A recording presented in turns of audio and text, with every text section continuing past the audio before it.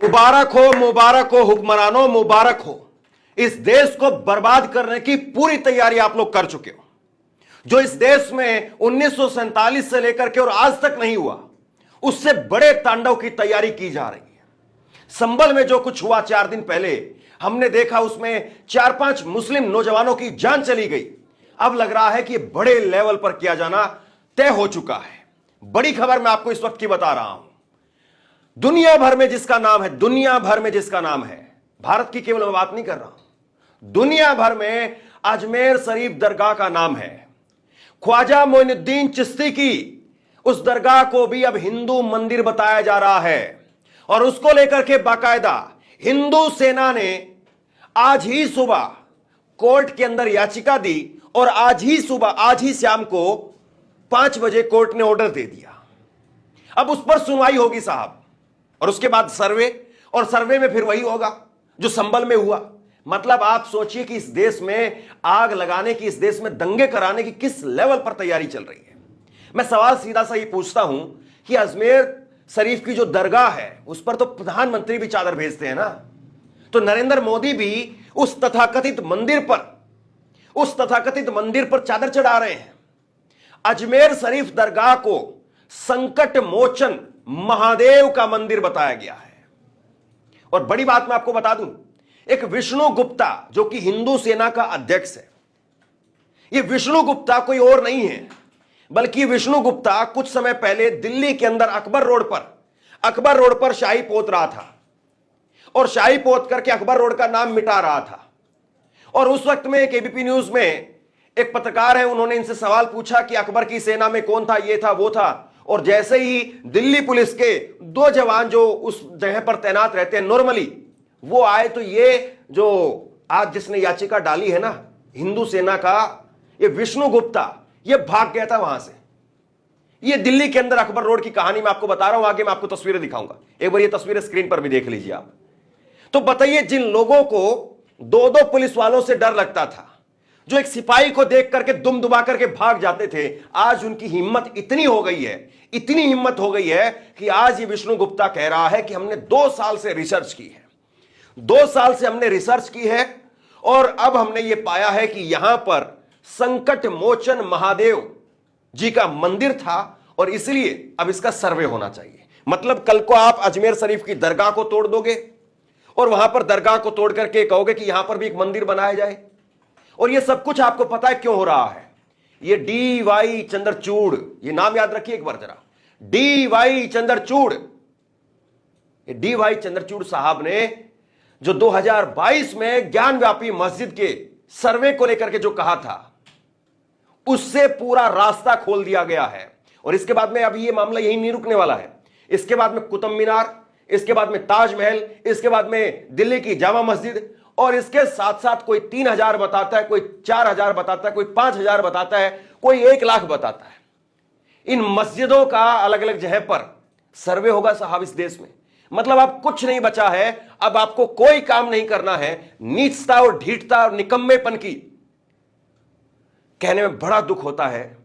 आप सोचिए कि क्या इसमें हिंदुओं का नुकसान नहीं होगा? क्या संभल में जो मारे गए 4 मुसलमान उसी तरीके से होगा? नहीं साहब, नुकसान जब होता है तो 2 तरफा होता है।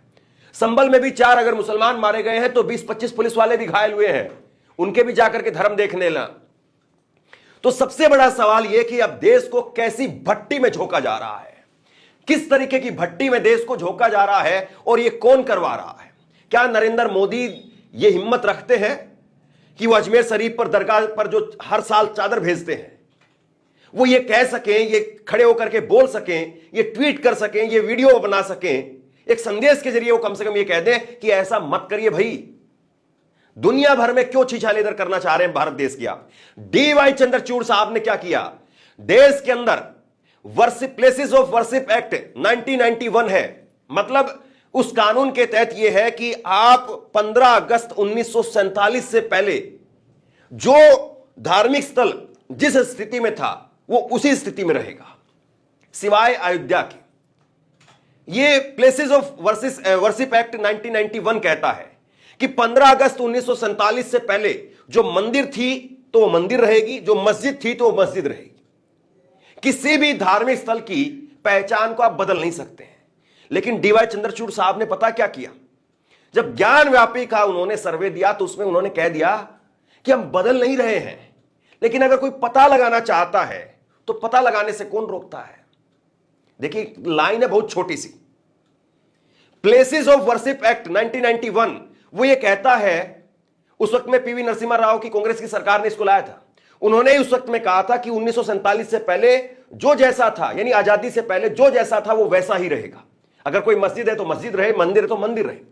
लेकिन उसमें सिर्फ यह था अपवाद के तौर पर कि अयोध्या का मामला चल रहा है और अयोध्या का मामला चलेगा, उसमें कोर्ट जो फैसला देगी वो मान्य होगा। उसके अलावा जितने भी और बाकी इस तरह के केस होंगे वो सारे सीज कर दिए जाएंगे। लेकिन डीवाई चंद्रचूड़ साहब ने क्या किया पता है आपको? डीवाई चंद्रचूड़ साहब ने यह किया कि उस मामले में ज्ञानव्यापी के 2022 की एक पिटीशन उनके पास में आई थी, सुब्रमण्यम स्वामी और अश्वनी उपाध्याय की पिटीशन सामने आई थी उनके पास में, और उसमें उन्होंने कहा कि अगर कोई पता लगाना चाहता है, मतलब बदलना नहीं है, 1991 के एक्ट के अनुसार आप बदल तो नहीं सकते हैं, लेकिन अगर आप पता लगाना चाहते तो पता लगाने से आपको कौन रोकता है। हम ये जो 1991 का जो एक्ट है इसको हम देखेंगे कि संवैधानिक है कि नहीं। मतलब एक लाइन ने ये पूरा रास्ता खोल दिया, और अब इसीलिए जो ये याचिका स्वीकार की जा रही है इसी बैकग्राउंड पर कि सुप्रीम कोर्ट कहता है कि अगर कोई पता लगाना चाहता है तो पता लगा सकता है।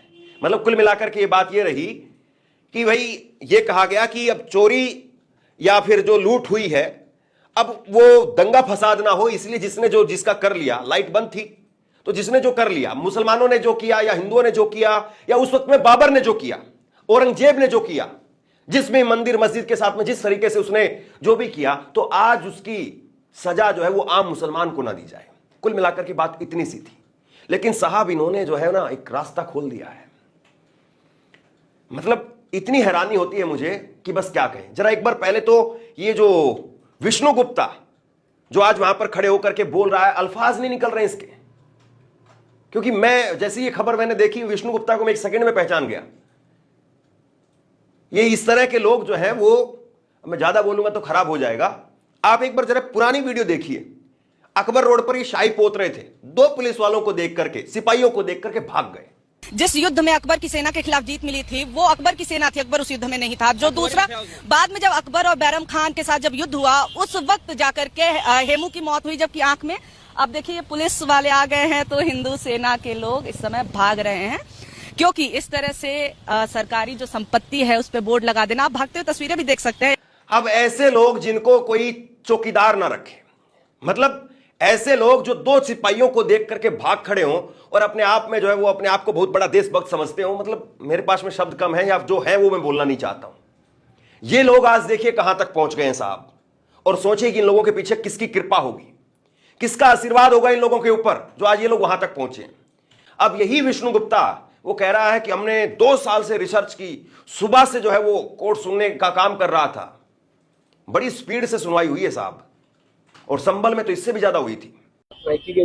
हमारी तरफ से हमने साफ बात रखी थी कि जो अजमेर दरगाह है वो भगवान शंकर का, महादेव का मंदिर है, संकट मोचन महादेव मंदिर है, और उसके सभी साक्ष्य हमने माननीय कोर्ट को रखे, और कोर्ट ने हमारी बात बड़ी गंभीरता से सुनी, हमसे भी सवाल जवाब हुए, और उन्होंने बाद में चाहा कानून अनुसार कि ये केस चलने योग्य है, हमारी याचिका स्वीकार करी है और सभी पक्षों को नोटिस जारी किया है।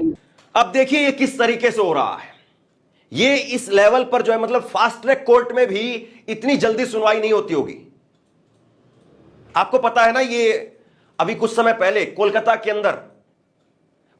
अंदर एक लेडी डॉक्टर के साथ में जघन्य अपराध का एक केस सामने आया था, और आज तक उसका जो आरोपी है उसको लेकर के सीबीआई के पास में केस है, वो ममता बनर्जी से लेकर के सीबीआई को केस दे दिया गया था। आज तक सीबीआई जो है उस केस में साबित नहीं कर पाई है, लेकिन यहां पर कितनी जल्दी हो जाता है। संभल में जरा कुछ तारीखें जो है वो देखिए किस तरीके से हुआ। संभल में 19 नवंबर को, ये मतलब ट्रेलर है, ये इसी स्पीड से, इसी रफ्तार से अब सारे काम होंगे। संभल में 19 नवंबर को याचिका दाखिल की गई सुबह, और वह याचिका उसी दिन स्वीकार कर ली गई, उसी दिन उसी पर बहस भी हो गई, और उसी दिन शाम को उसमें सर्वे का ऑर्डर भी आ गया। चलिए बात इतनी भी अगर यहां पर होती तो समझ लिया जाता कि हो सकता है कि जज ने केवल जो है बहुत तेजी दिखा दी, या जज के साथ में कोई सांठगांठ थी। लेकिन इसके बाद में मामला यही नहीं रुका। इसके बाद में यह हुआ कि शाम को 5 बजे सुबह जो है वो याचिका डाली गई थी, सुनवाई भी हो गई, शाम को ऑर्डर आ गया, और उस ऑर्डर को लेकर के जो हिंदू पक्ष का वकील था वो पहुंच जाता है प्रशासन के पास में, पुलिस प्रशासन के पास में, और पुलिस प्रशासन उनके साथ में उसी समय पर उठ करके चल देते हैं। मतलब मैं आपको एक बात बताता हूं बड़ी साधारण सी, अगर आपकी मोटरसाइकिल पुलिस सीज कर ले, अगर आपकी गाड़ी पुलिस अगर जो है वो सीज कर ले, आपके पास में लाइसेंस नहीं था या कुछ और डॉक्यूमेंट नहीं थे, उसने जब्त कर ली, और मान लीजिए कि अगले दिन या 2 दिन बाद में जाकर के आपने जुर्माना भर दिया, या जो डॉक्यूमेंट आपके पास में उस वक्त में नहीं था वो डॉक्यूमेंट आपने दिखा दिया, और उसके बाद में जब आपको रसीद मिल जाती है कि आप जाकर के अपनी गाड़ी जो है वो प्राप्त कर सकते हैं, तो अक्सर ऐसा होता है कि सेम डे आपको गाड़ी भी नहीं मिलती है। वो फिर कहता है कि भाई वो फला अधिकारी चला गया है, या जिसको गाड़ी देनी होती है वो कुछ अपनी और जेब गर्म करवाना चाहता है। एक आम आदमी की हैसियत तो ये है इस देश में। लेकिन 19 तारीख को याचिका दाखिल हुई, 19 तारीख को बहस हुई, 19 तारीख को ही शाम को ऑर्डर आ गया, और 19 तारीख को ही पुलिस बल जो है वो पूरा का पूरा साथ में चल पड़ा, उस वकील के हिंदू पक्ष के साथ में चल पड़ा कि चलिए सर्वे करते हैं। 19 तारीख को ही सर्वे हो गया, और उसके बाद में फिर 24 तारीख को सुबह सुबह फिर सर्वे के लिए चले गए। मतलब इतना फास्ट ट्रैक तो जो है वो अगर और दूसरे मामलों में सुनवाई हो जाए तो इस देश को ना जाने कहां से कहां लोग पहुंचा देते हैं। खैर, जो ये अभी अजमेर को लेकर की जो प्रतिक्रियाएं आ रही है मैं एक एक करके आपको बताता हूं। सुरेंद्र राजपूत ने लिखा है, एक दिन ऐसी अदालतें और ऐसे मोदी के प्यादे सारे देश को छलनी बना देंगे। हुकूमत चुनी थी भविष्य चुनने के लिए, सबको इतिहास की खुदाई की कुदाल थमा करके खुद अदानी संग लूट में लगी है भाजपा। और इसके बाद में स्वाति मिश्रा पत्रकार हैं ये, इन्होंने लिखा है कि जिस अजमेर शरीफ दरगाह पर चढ़ाने के लिए पीएम मोदी हर साल चादर भिजवाते हैं, उसे मंदिर बताने वाली हिंदू सेना की याचिका को अदालत ने सुनवाई के लिए स्वीकार कर लिया है। बांग्लादेश से लेकर के पाकिस्तान में अल्पसंख्यकों के ऊपर अत्याचार पर भारत सरकार चिंता जताती है, लेकिन खुद अपने यहां जो हो रहा है उसे न केवल वो आंखें मूंदे बल्कि उसे प्रेशर भी दे रही है। उसके बाद में पंकज मिश्रा लिख रहे हैं, तो अजमेर शरीफ का भी नंबर आ ही गया। इसके बाद हमारी गली में एक पीर बाबा की मजार है, उनका नंबर आएगा। सच्चे हिंदू को सैकड़ों सालों का टास्क दे दिया गया है, पहले हफ्ते में 5 किलो राशन लाएगा और फिर मस्जिद मजार की परिक्रमा में लग जाएगा। मतलब उसके बाद में तो अब यही होने वाला है ना कि हमारे यहां पर जो है वो अगर कोई पीर बाबा की मजार है उस पर भी खुदाई, कोई आपके शहर में कुछ अगर जो है वो कोई पीर बाबा की मजार या कोई मुस्लिम की जो है वो मस्जिद है उस पर तोड़फोड़। बस अब यही है, 5 किलो राशन खाओ और लेकर के कुदाल जो है वो पहुंच जाओ, तोड़ दो वहां पर। कमाल की बात है ना साहब। मतलब इस देश में आप सोचिए, बहुत सारी बातें तो ऐसी है जो अक्सर हम लोग आपस में चर्चा में यहां पर करते हैं और आप लोग भी करते होंगे, लेकिन वो डर जो हमारे और आपके अंदर है, जो महसूस कर रहे हैं हम लोग कि जिस तरीके से लोगों को धर्म के नाम पर नफरत में ढाला जा रहा है बार बार, वो डर जो है हम ये कहेंगे कभी सच ना हो, लेकिन वो डर जब देखते हैं, महसूस करते हैं और उसको आने वाले भविष्य के तौर पर हम देखते हैं ना, तो वाकई अंदर से रोंगटे खड़े हो जाते हैं कि आज जो मौजूदा हुक्मरान है वो इस देश को कहां धकेल रहे हैं। सोचिए कितने लोगों के बच्चे जो है वो यतीम हो जाएंगे, कितने बच्चे जो है वो अनाथ हो जाएंगे। मतलब कोई फर्क नहीं पड़ता इन लोगों को, और उसमें क्या हिंदू और क्या मुसलमान। आप इस देश में जो नफरत जो है वो डाल रहे हैं, वो नफरत पता नहीं कहां रुकेगी। मैं आपको एक छोटा सा उदाहरण आपको बताता हूं। दिल्ली के अंदर कुतुब मीनार पर कई भजन मंडली पहुंच गई कि यहां पर तो 27 मंदिर तोड़ करके ये कुतुब मीनार बनाई गई है, ये हमारा यहां पर शिव मंदिर था। बताइए आप क्या कर लेंगे। दिल्ली के अंदर जामा मस्जिद, वहां पर एक जो है वो अपने आप को संत कहते हैं, वो पहुंच गए। उन्होंने कहा कि मैं जब जामा मस्जिद के पास में था तो वहां पर जब मैं सीढ़ियां चढ़ रहा था तो मुझे बहुत एक पॉजिटिव जो है वो ऊर्जा मिलने लगी।